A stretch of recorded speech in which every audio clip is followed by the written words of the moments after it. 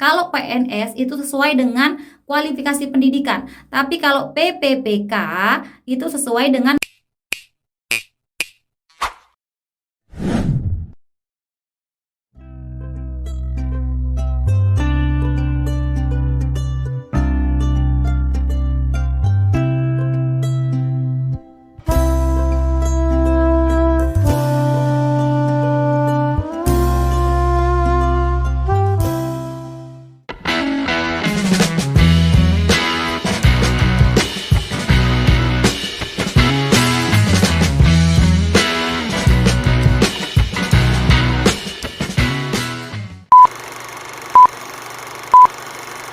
Assalamualaikum warahmatullahi wabarakatuh. Terima kasih karena kalian sudah klik video ini. Selamat datang di channel aku. Salam kenal, aku Lili Hernawati.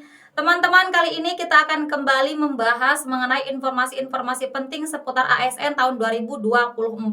Dan kali ini saya akan membahas mengenai Permenpan RB yang baru saja rilis, yaitu Permenpan RB nomor 6 tahun 2024.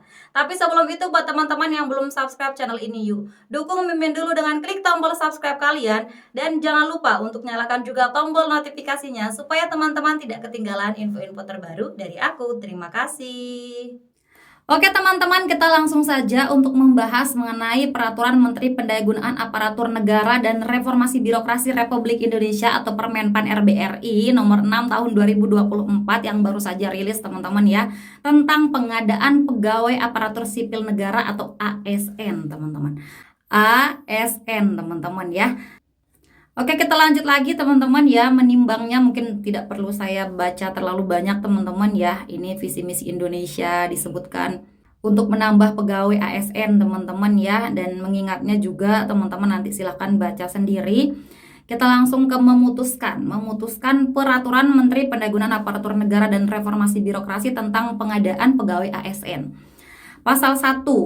Nah, dari ketentuan-ketentuan umum ini sudah dijelaskan apa saja yang terkait dengan seleksi ASN nanti. Seperti yang ini teman-teman ya, ada kompetensi dasar itu apa teman-teman ya, kompetensi bidang itu apa. Nanti ini sangat berkaitan dengan SKD dan SKB ini untuk CPNS teman-teman ya, untuk CPNS. Nanti teman-teman boleh baca ini pengertiannya doang teman-teman. Nah, kita lanjut lagi ya. Kemudian ada kompetensi teknis, ini untuk PPPK ya, kompetensi teknis, ada kompetensi manajerial, ada kompetensi sosial kultural. Ada juga nanti wawancara teman-teman, tapi tidak di sini teman-teman ya. Jangan bilang, Kak udah nggak ada lagi wawancara ya, ada, tapi nanti di pasal yang lain, tunggu aja teman-teman ya. Ini masih dikasih tahu mengenai kompetensi yang akan diujikan, kompetensi teknis, manajerial, dan sosial kultural, ini untuk PPPK teman-teman. Kemudian di sini dilanjutkan lagi seleksi kompetensi dasar. Nah, ini ada SKD, kemudian kompetensi bidang, ada SKB, tes berbasis komputer. Nah, ini semuanya pakai CAT teman-teman ya. Jadi semuanya pakai komputer assistant test. Jadi nggak ada yang secara manual. Kalau ada teman-teman yang dapat info bahwa ini dilakukan dengan cara manual, jangan percaya karena dari tahun-tahun sebelumnya itu sudah menggunakan CAT. Jadi semuanya dari satu pintu teman-teman ya, dari sistem CAT. Kecuali kalau yang seleksi tambahan dari masing-masing kementerian itu baru mungkin ada yang tes langsung, seperti mungkin yang CPNS ada tes wawancaranya itu secara langsung. Tapi kalau yang PPPK itu tes wawancaranya pun menggunakan sistem CAT teman-teman. Kita lanjut lagi ya. Ada sistem seleksi calon ASN, ini disingkat dengan SSCASN teman-teman ya, sistem seleksi calon ASN. Itu panjangannya, nanti ada web tersendiri di sini disediakan untuk tahun ini. Nanti teman-teman tinggal tunggu aja. Kemudian ada nilai ambang batas dijelaskan harus dipenuhi oleh setiap pelamar. Kemudian ada masa sanggah diberikan. Nah, ini pengertian sanggahan, kemudian masa perjanjian kerja dan lain sebagainya teman-teman ya. Ini pengertiannya boleh teman-teman baca sendiri nanti teman-teman. Kita akan langsung membahas inti-intinya aja teman-teman ya. Ada instansi daerah nih, instansi daerah, perangkat daerah provinsi dan perangkat daerah kabupaten yang meliputi sekretariat daerah, sekretariat dewan perwakilan daerah, dinas daerah, dan lembaga teknis daerah. Nanti teman-teman bisa baca pengertian-pengertiannya kalau misalkan teman-teman ada yang belum paham. Kayak ini ya, instansi daerah itu apa sih gitu teman-teman, bisa dibaca. Kemudian ada pejabat pembina kepegawaian atau PPK ya teman-teman ya, pejabat yang mempunyai kewenangan menetapkan pengangkatan, pemindahan, dan pemberhentian pegawai ASN. Nanti teman-teman bisa baca lagi teman-teman untuk selebihnya ya. ASN nih, aparatur sipil negara disingkat dengan ASN. Kemudian pegawai aparatur sipil negara. Selanjutnya disebut dan pegawai ASN adalah pegawai negeri sipil dan pegawai pemerintah dengan perjanjian kerja. Nih, ada dua bagiannya teman-teman ya, pegawai ASN. Ini ada pengertian ASN di atasnya. Kemudian nomor 24 ini pegawai ASN. Pegawai ASN adalah pegawai negeri sipil dan pegawai pemerintah dengan perjanjian kerja. Jadi pegawai ASN itu ada PNS dan juga ada PPPK, teman-teman ya, ada PPPK. Nanti teman-teman bisa baca sendiri ya. Kita lanjut lagi teman-teman ya, untuk jabatan fungsional, jabatan pelaksana ini sudah ada ketentuannya. Kemudian pengadaan pegawai ASN bertujuan untuk pemenuhan kebutuhan pegawai ASN yang tepat sasaran, tepat jumlah, dan tepat guna, peningkatan kualitas pelayanan publik untuk mendukung kelancaran pelaksanaan tugas dan pelayanan kepada masyarakat. Di pasal 3 ini dilaksanakan berdasarkan prinsip ini, teman-teman boleh baca sendiri ya, kompetitif, adil, objektif, transparan ya. Jadi kalau tidak memenuhi dari 2, 4, 6 kriteria ini, teman-teman bisa protes. Misalkan ada menurut teman-teman yang nggak transparan, teman-teman boleh protes karena sudah ada di Permenpan RB bahwa pengadaan pegawai ASN ini prinsipnya adalah transparan. Jadi harus ada transparannya, harus kompetitif, adil, objektif, bersih dari praktik korupsi, kolusi, dan nepotisme, teman-teman ya. Ini kekerabatan nggak boleh, teman-teman. Kemudian tidak dipungut biaya. Jadi kalau ada yang bilang, ayo sini kasih aku uang nanti aku akan bantu kamu untuk lulus, jangan percaya karena tidak dipungut biaya dan mereka nggak bisa ngontrol sistem gitu, teman-teman ya. Hai teman-teman, di sini aku merekomendasikan buat teman-teman yang mau ikut seleksi P3K tahun 2024 untuk belajar menggunakan e-book dari aku ini, teman-teman ya. E-book Siap Hadapi P3K tahun 2024. Di sini sudah ada banyak sekali teman-teman ya soal-soal, kemudian ada kunci jawaban dan ada juga pembahasannya yang bisa teman-teman gunakan untuk latihan persiapan PPPK tahun 2024, teman-teman. Di sini ada beberapa kompetensi, yaitu kompetensi manajerial, sosial, kultural, dan juga wawancara, berlaku untuk semua formasi, teman-teman ya. Mau itu P3K teknis, P3K nakes, dan P3K guru, teman-teman. Nah, di sini teman-teman ada banyak sekali bocoran-bocoran soal, teman-teman ya, dari bocoran soal PPPK tahun 2022 dan juga bocoran soal PPPK tahun 2023, teman-teman. Jadi itu sudah sangat berguna untuk teman-teman persiapan P3K tahun 2024. Tunggu apa lagi, teman-teman? Buat teman-teman yang mau ikut seleksi P3K tahun 2024, langsung saja kepoin e-book aku dengan klik lilihernawati.ppk.id, teman-teman ya. Dan teman-teman bisa langsung pesan di sana. Oke teman-teman, terima kasih, semoga membantu. Jenis pengadaan ASN-nya ini langsung secara serentak, teman-teman ya, PNS dan PPPK. Jadi keduanya dilakukan secara serentak kalau berkaca dari tahun sebelumnya, teman-teman. Jadi teman-teman boleh memilih antara ikut menjadi CPNS atau CPPPK, teman-teman ya. Jenis pengadaan ASN sebagaimana dimaksud pada ayat 1 berlaku untuk jabatan fungsional dan jabatan pelaksana, teman-teman. Oke teman-teman, kita lanjut ke pasal 7, pengadaan pegawai ASN dilakukan secara nasional atau tingkat instansi.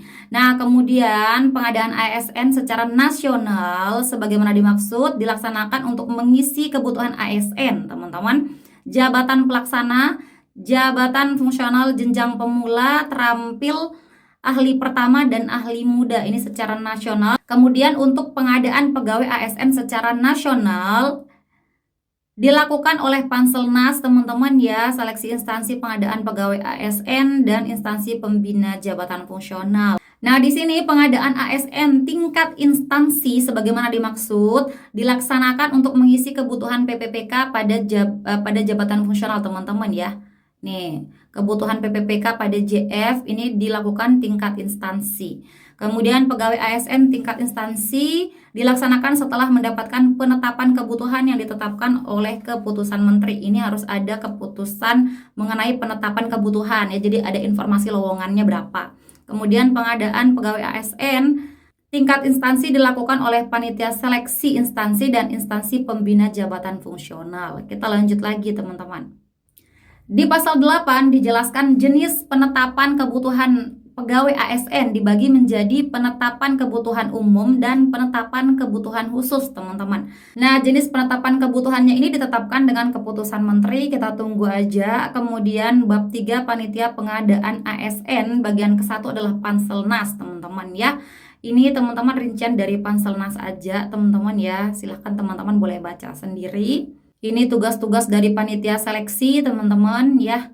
Tinggal dibaca aja tugas-tugas para Panselnas, teman-teman. Kemudian ada tahapan pengadaan. Ini ada beberapa tahapan, ada perencanaan. Ini masih di tahap perencanaan, teman-teman ya.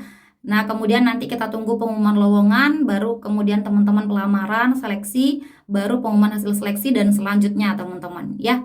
Sama secara nasional maupun tingkat instansi, teman-teman. Oke teman-teman, di bagian ketiga mengenai pengumuman lowongan pasal 21.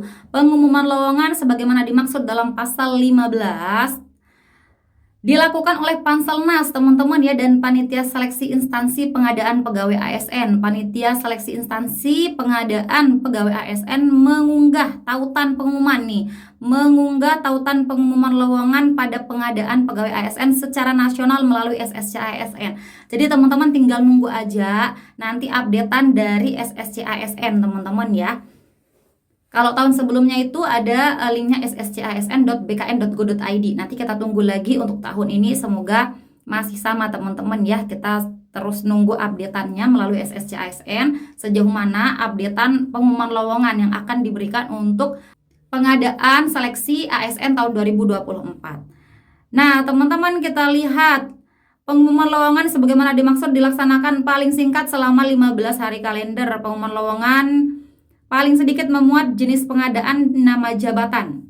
Kemudian ada banyak lagi teman-teman ya, jumlah lowongan jabatan, unit kerja, kualifikasi pendidikan, rentang penghasilan per jabatan. Jadi teman-teman bisa memilih sendiri lowongan yang teman-teman inginkan. Misalkan ada rentang penghasilan per jabatannya itu, misalkan teman-teman mau yang 2 juta sampai 5 juta rentang penghasilannya, teman-teman tinggal daftar di sana gitu teman-teman ya.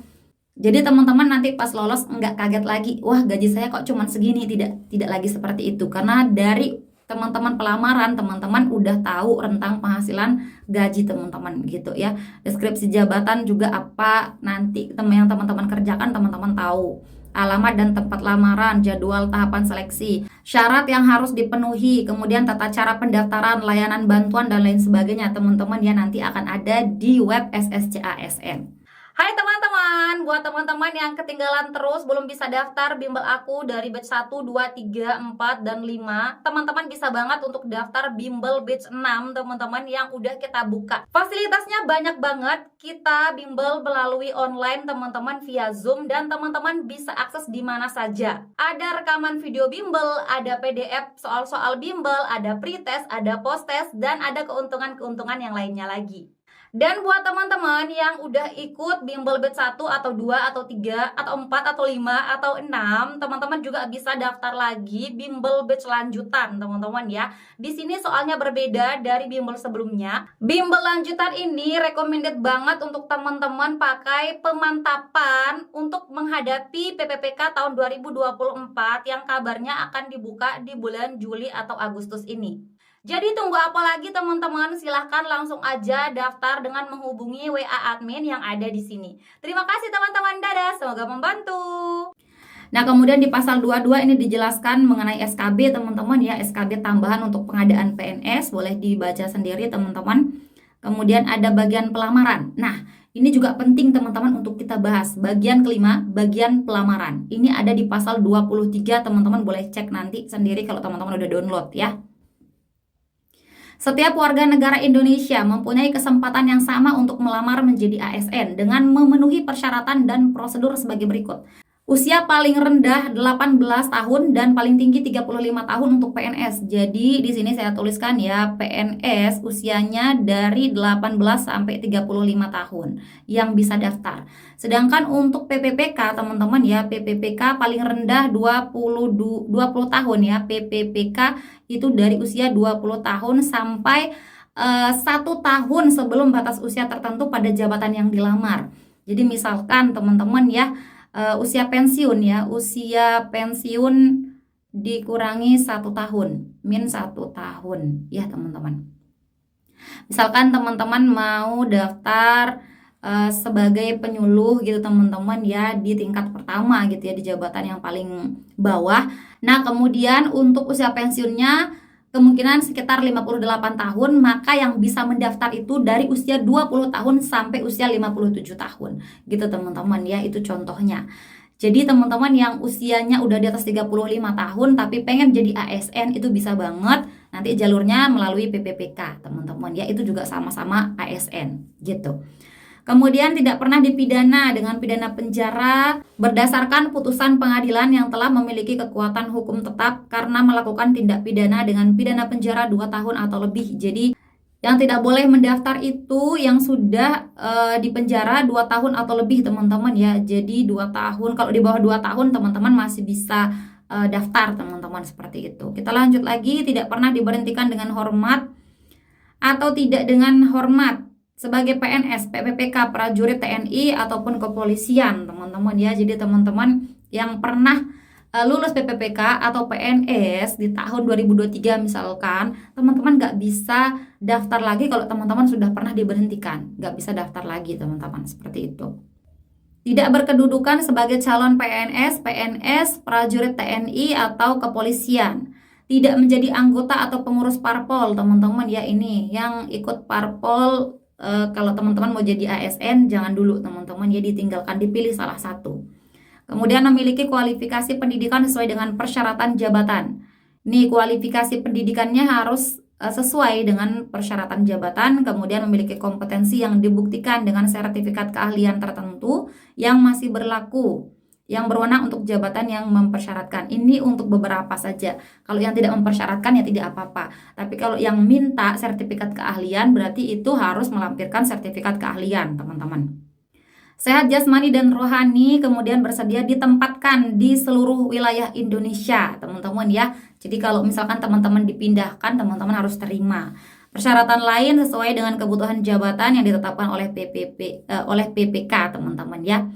Batas usia sebagaimana dimaksud sesuai dengan ketentuan peraturan, teman-teman silahkan dibaca. Selain ketentuan sebagaimana dimaksud, pelamar harus memenuhi ketentuan sebagai berikut. Ini ada ketentuan tambahan teman-teman di pasal 24. Tidak pernah melakukan dan atau terlibat tindakan pelanggaran seleksi.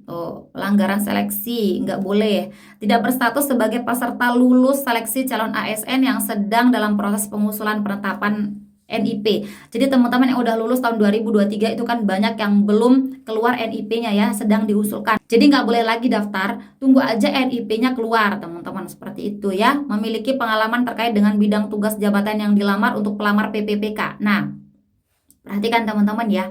Kalau PPPK, jabatan yang dilamar nih, jabatan yang dilamar harus terkait dengan pengalamannya, sesuai dengan pengalamannya teman-teman. Namanya juga itu gerbang untuk teman-teman yang honorer. Jadi kalau kalau yang PNS tadi ya, kalau yang PNS sesuai dengan kualifikasi pendidikan, ini pendidikan. Tuh ya, jabatan yang dilamar nih. Kita ngomongin jabatan yang dilamar atau formasi yang dilamar ya, atau formasi yang dilamar sama. Kalau PNS itu sesuai dengan kualifikasi pendidikan, tapi kalau PPPK itu sesuai dengan pengalaman kerja, pengalamannya. Misalkan teman-teman pengalamannya jadi guru, maka teman-teman daftarnya jadi guru gitu ya. Kalau PNS teman-teman lihat dulu kualifikasi pendidikannya, misalkan pendidikannya bukan background guru, misalkan lebih kepada perkantoran-perkantoran, teman-teman daftarnya di perkantoran gitu teman-teman ya. Itu contohnya, itu bedanya PPPK sama PNS teman-teman ya. Dalam hal PPPK melamar pada lowongan jenis pengadaan PNS atau pengadaan PPPK, yang bersangkutan wajib memenuhi masa perjanjian kerja minimal 1 tahun dan telah mendapatkan persetujuan dari PPK atau PGB. Nah, di poin D ini berarti teman-teman yang udah lulus PPPK ya, menurut saya nih, yang udah lulus PPPK masih bisa mendaftar PNS atau mendaftar PPPK lagi asalkan sudah bekerja minimal 1 tahun nih. Wajib memenuhi masa perjanjian kerja minimal 1 tahun. Jadi kalau udah 1 tahun teman-teman memenuhi masa perjanjian kerja teman-teman. Misalkan teman-teman lulus tahun 2022 di PPPK, kemudian teman-teman saat ini sudah memenuhi lebih dari 1 tahun atau 1 tahun lah minimal ya udah kerja di tempat penempatan teman-teman kemarin saat lulus PPPK tahun 2022, maka di tahun 2024 ini teman-teman masih bisa daftar untuk pengadaan calon PNS teman-teman, seperti itu ya. Ketentuan pengalaman sebagaimana dimaksud pada huruf C ditetapkan oleh Menteri. Oke teman-teman, lumayan penting ya pasal 24 ini ya. Jangan sampai teman-teman keliru. Ingat kalau PNS sesuai dengan kualifikasi pendidikan, kalau PPPK sesuai dengan pengalaman kerja teman-teman. Kemudian buat teman-teman yang lulus itu masih bisa daftar jadi PNS yang lulus PPPK kemarin. Gitu teman-teman ya. Siap ya, kita lanjut lagi ya. Hai teman-teman, buat kalian yang mau ikut tes moderasi beragama untuk seleksi P3K tahun 2024 ataupun seleksi yang lainnya, di sini aku mau rekomendasikan kalian untuk belajar menggunakan ebook dari aku ini teman-teman ya. Di sini sudah lengkap teman-teman ya, ada materi, soal, kunci jawaban dan juga pembahasannya berdasarkan bocoran soal dari P3K tahun 2022 dan 2023. Jadi tunggu apa lagi teman-teman, langsung order ya. Bisa langsung ke website kami lilihernawati.pppk.id atau bisa menghubungi nomor WhatsApp yang ada di website tersebut. Oke teman-teman, terima kasih. Oke teman-teman, untuk pasal 25 terkait dengan pelamaran nih. Pelamaran dilakukan secara daring ya dalam jaringan melalui SSCASN. Jadi satu pintu ya. Melalui webnya SSCASN teman-teman ya, secara daring, tidak ada luring teman-teman ya, tidak ada yang memberikan berkas secara langsung gitu. Kemudian pelamaran dapat dikecualikan untuk pengadaan pegawai ASN tingkat instansi ya, kecuali yang tingkat instansi teman-teman. Pelamar hanya dapat melamar satu jenis pengadaan teman-teman nih, perhatikan ya.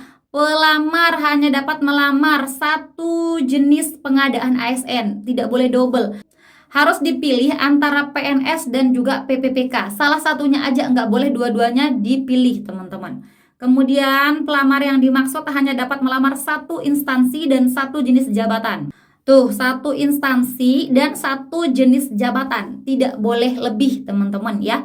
Dalam hal pelamar sebagaimana dimaksud, diketahui melamar lebih dari satu instansi dan satu jenis pengadaan, atau menggunakan dua nomor identitas kependudukan yang berbeda, yang bersangkutan dianggap gugur. Nih kalau teman-teman lalai, misalkan teman-teman pengen banget lamar di dua tempat teman-teman ya, misalkan satunya PNS, satunya PPPK misal, atau satunya itu sama-sama PPPK tapi satunya jadi guru biologi, satunya jadi penyuluh misalkan teman-teman ya, sangat pengen teman-teman jadi memanipulasi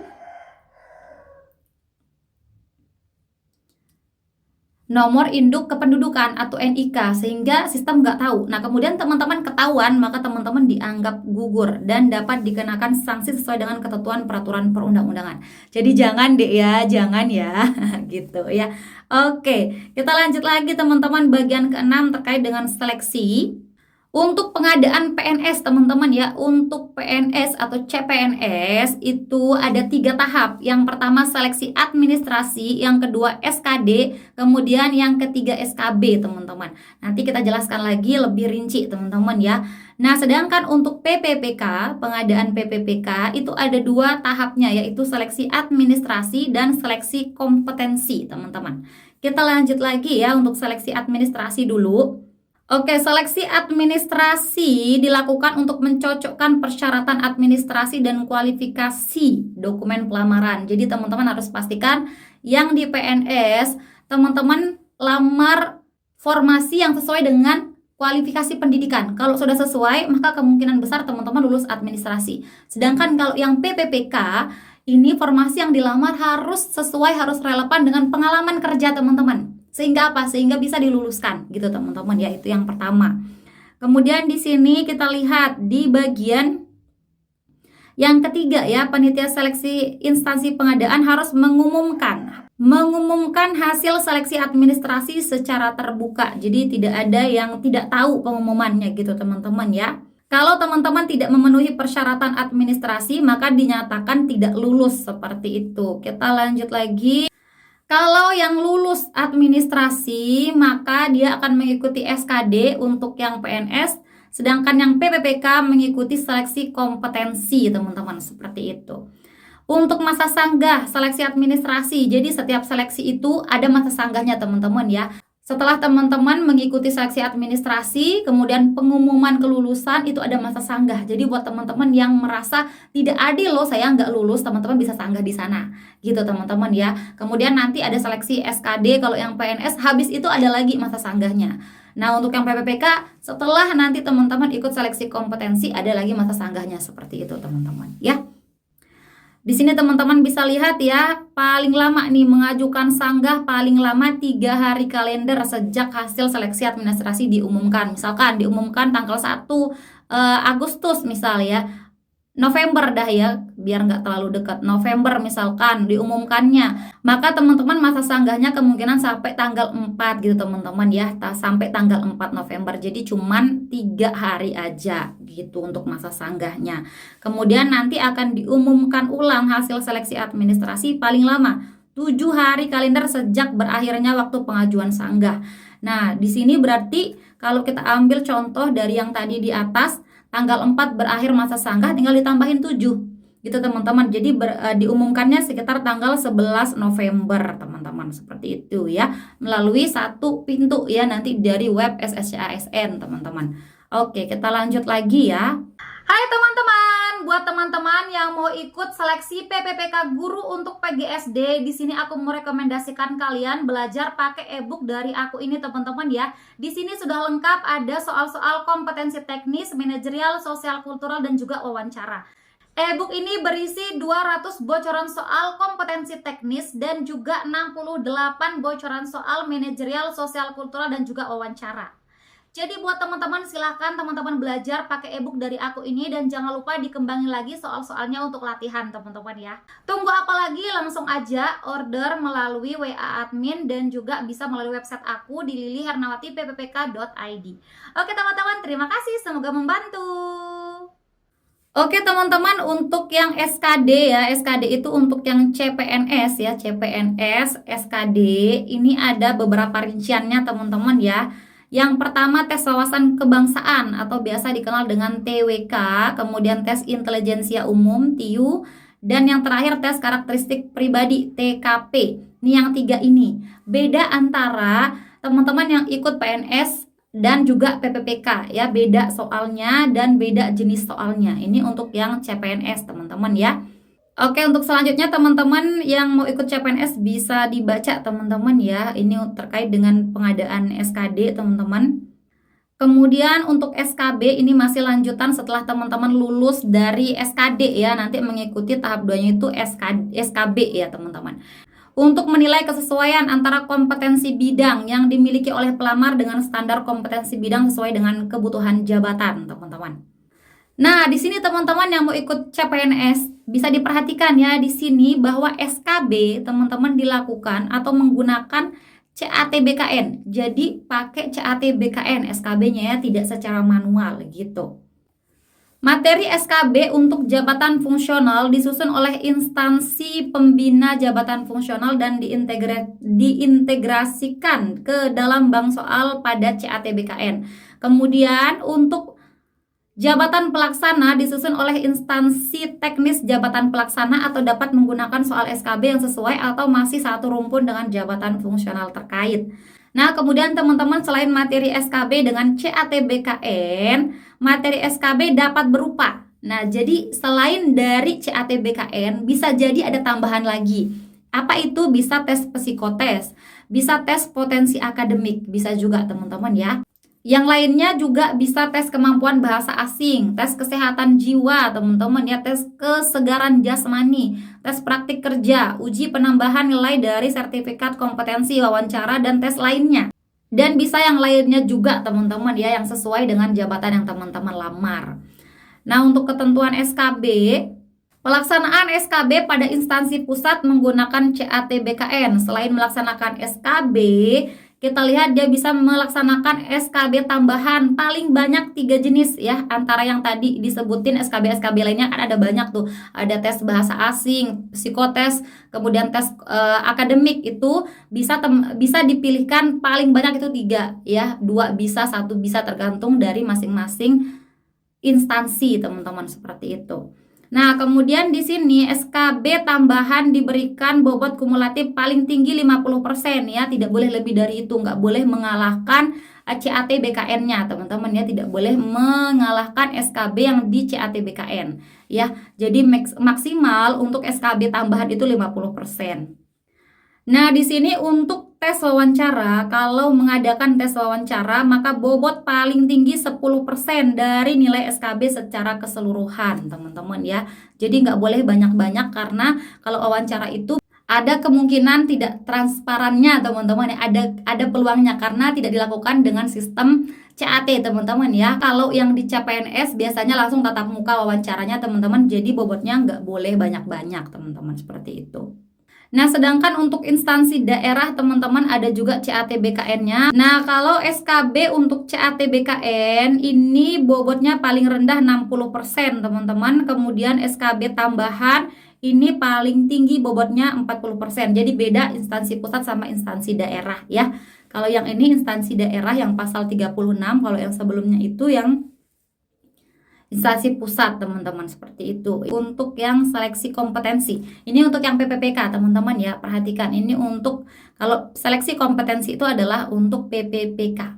Kita perhatikan buat teman-teman yang mau ikut PPPK ya. Kita lihat di nomor 2, teman-teman, sesuai kompetensi sebagaimana dimaksud dilakukan untuk menilai kesesuaian kompetensi teknis, manajerial, dan sosial kultural yang dimiliki oleh pelamar dengan standar kompetensi jabatan.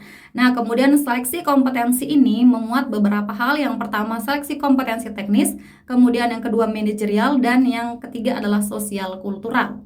Mana wawancaranya? Tunggu aja, nanti ada teman-teman ya. Materi seleksi kompetensi teknis, ini teman-teman bisa lihat ya.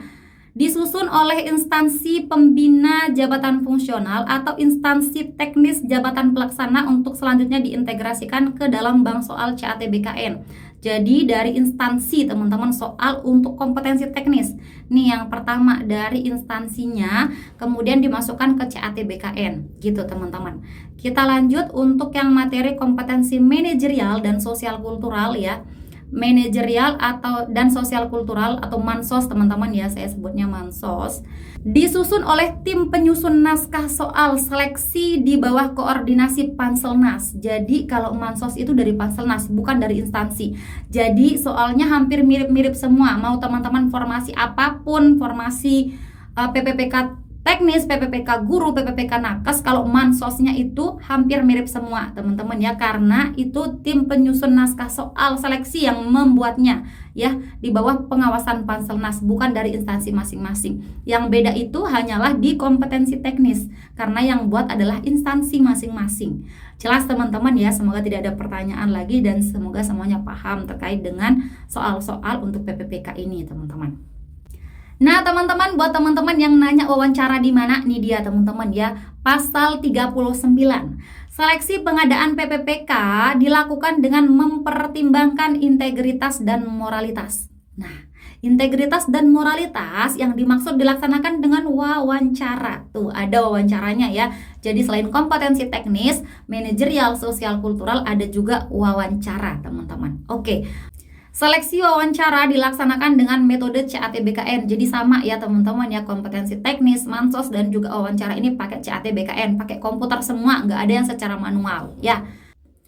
Oke teman-teman, di pasal 40 ini teman-teman, jika instansi pemerintah melaksanakan pengadaan pegawai ASN tingkat instansi pemerintah dapat melaksanakan seleksi kompetensi dan wawancara selain menggunakan CAT BKN. Bisa tidak melalui CAT BKN, tapi ada syarat dan ketentuannya teman-teman ya.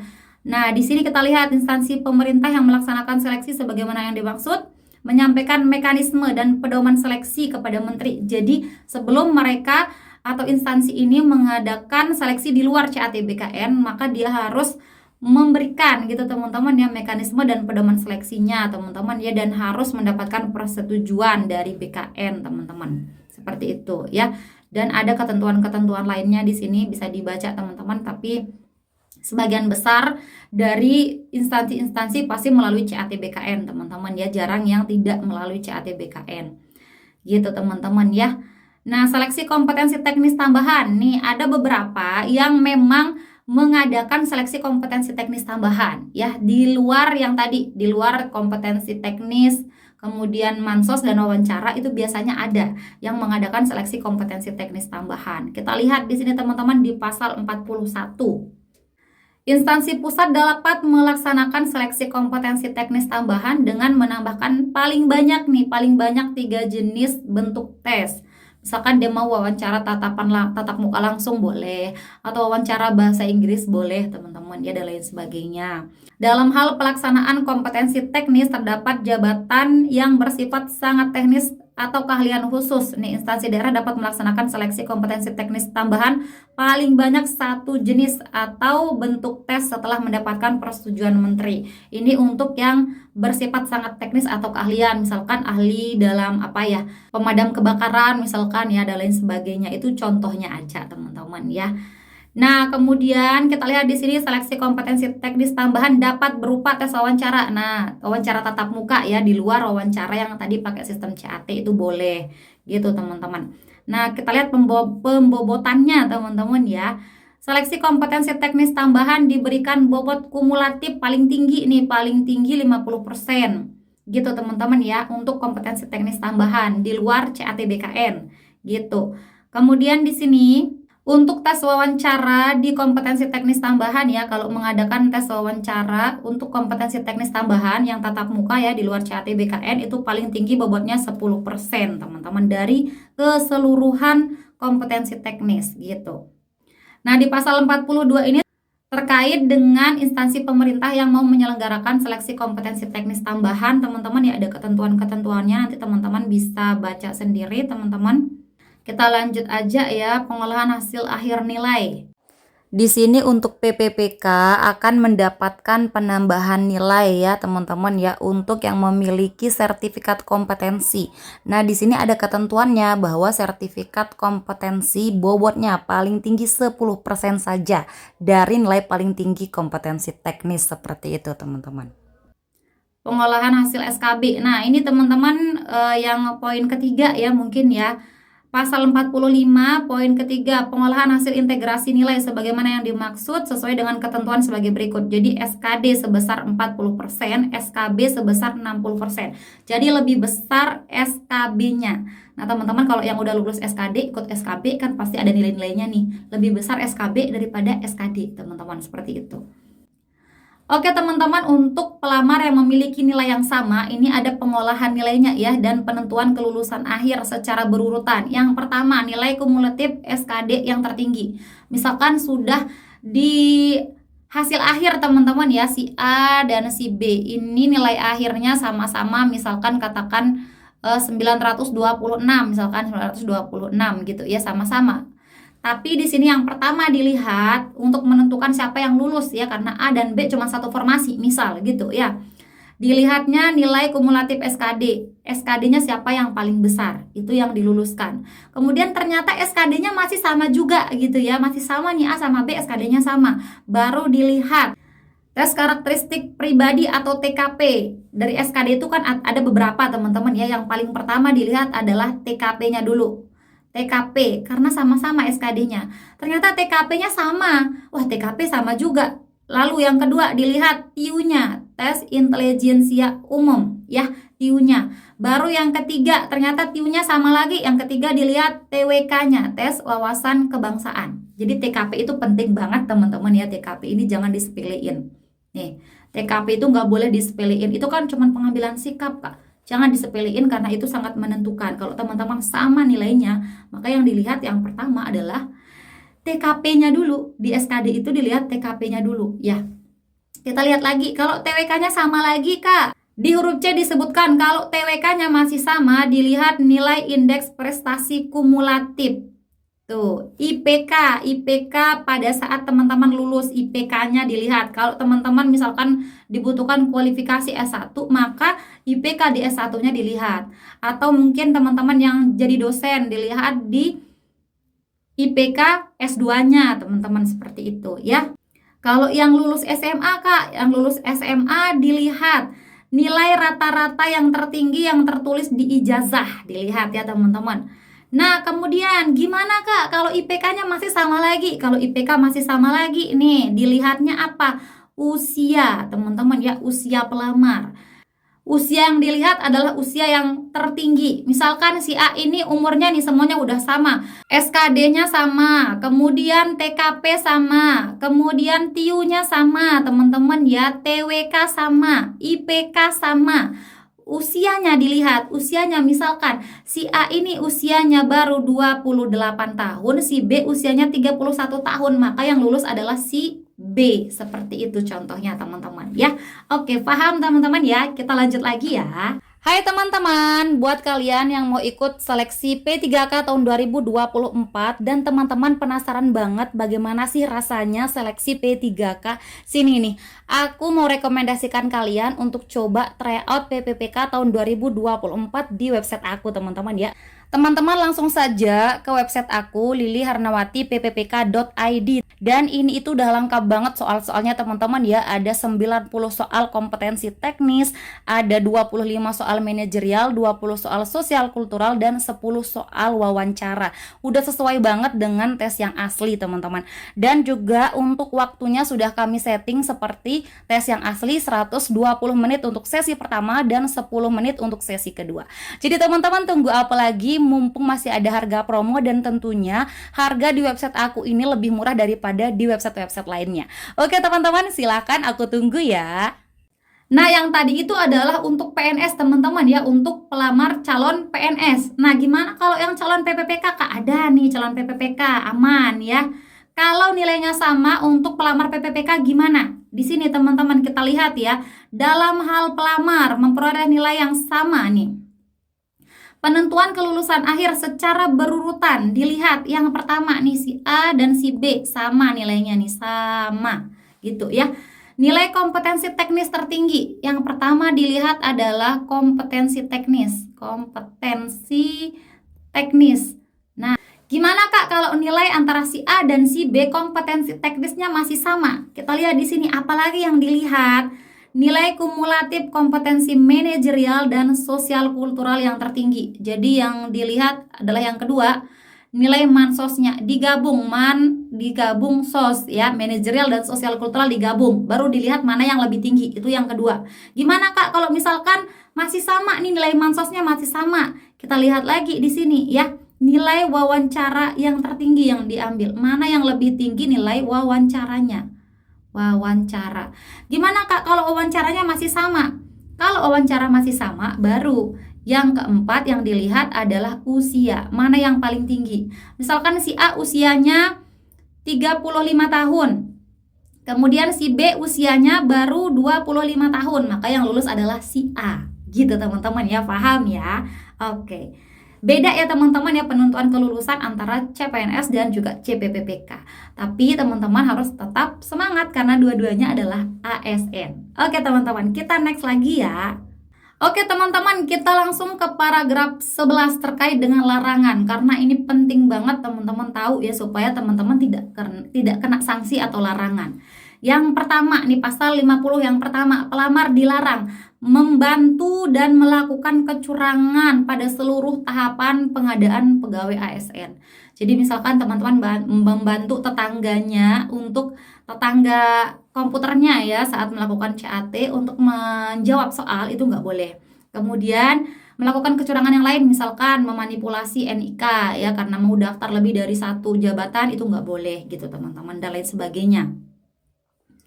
Dalam hal pelamar terbukti membantu atau melakukan kecurangan, maka pelamar dinyatakan gugur dan tidak boleh melamar pada penerimaan ASN. Jadi nggak boleh lagi melamar ASN. Jadi nggak boleh, jangan teman-teman ya, jangan lakukan pelanggaran atau kecurangan. Kemudian bentuk kecurangan pada ayat tersebut ditetapkan oleh Ketua Panselnas. Nanti bentuk-bentuknya akan dikasih tahu teman-teman, seperti itu. Oke, kita next lagi pengumuman hasil seleksi teman-teman ya. Ini teman-teman bisa mungkin dibaca sendiri teman-teman ya. Oke teman-teman, di sini di pasal 54 teman-teman ya, di pasal 54 PPPK harus mengumumkan pembatalan kelulusan pelamar yang sudah dinyatakan lulus oleh PPPK dalam hal pelamar mengundurkan diri, dianggap mengundurkan diri karena tidak menyampaikan kelengkapan dokumen dalam batas waktu yang ditentukan. Kemudian yang C, terbukti kualifikasi pendidikannya tidak sesuai dengan yang telah ditetapkan oleh menteri, kemudian tidak memenuhi persyaratan seleksi atau meninggal dunia. Jadi ini akan ada nanti pengumuman pembatalan kelulusan dan nanti akan digantikan, teman-teman ya. Nah, di sini kita lihat di yang kedua, PPK dapat mengusulkan pergantian pelamar kepada Ketua Panselnas untuk mendapatkan pengganti dengan melampirkan surat pengunduran diri yang bersangkutan, surat keterangan dianggap mengundurkan diri, dan surat keterangan meninggal dunia, teman-teman ya. Ini bisa dilampirkan nanti sama PPK gitu, teman-teman. Jadi selalu ada kesempatan, teman-teman, siapa tahu ada yang digantikan, teman-teman ya.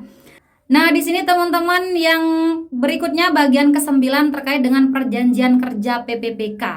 Kita lihat di sini ya. Masa perjanjian kerja sebagaimana dimaksud dalam pasal 59 dengan ketentuan paling singkat 1 tahun nih, 1 tahun, dan dapat diperpanjang sesuai dengan kebutuhan dan berdasarkan penilaian kinerja, teman-teman, seperti itu. Perpanjangan masa perjanjian kerja didasarkan pada pencapaian atau penilaian kinerja, kesesuaian kompetensi, dan kebutuhan jabatan pada instansi tersebut. Jadi tetap ada sistem kontrak, teman-teman ya, namanya juga PPPK, tapi paling sedikit 1 tahun dan tetap bisa diperpanjang, teman-teman, seperti itu.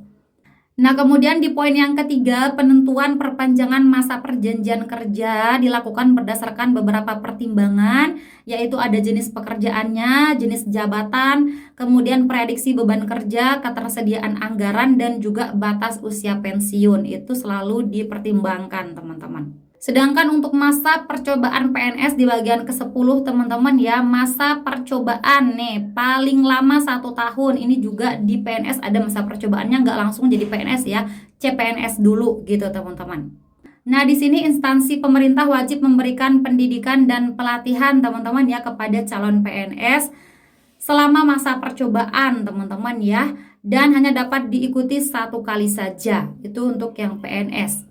Oke, teman-teman, mungkin hanya itu, teman-teman ya. Selebihnya nanti teman-teman bisa baca sendiri. Ini sudah bisa di-download, teman-teman ya.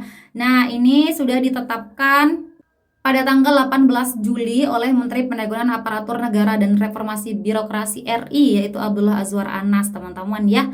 Dan sudah diundangkan di Jakarta pada tanggal 23 Juli tahun 2024. Oke, teman-teman ya, hanya itu untuk pertemuan kali ini. Semoga bermanfaat. Dan teman-teman harus tetap semangat untuk persiapan seleksi ASN tahun 2024. Dadah! Oke teman-teman, sekian dulu video kita kali ini. Terima kasih untuk partisipasi kalian dan terima kasih juga karena teman-teman sudah menonton video ini sampai akhir. Jika menurut kalian video ini bermanfaat, jangan lupa dukung Mimin dengan klik like, komen, subscribe, dan nyalain juga tombol loncengnya. Dan jangan lupa untuk share video ini ke teman-teman kalian yang lain supaya manfaatnya tidak berhenti di kalian. Oke teman-teman, terima kasih. See you next time and bye-bye. Assalamualaikum warahmatullahi wabarakatuh.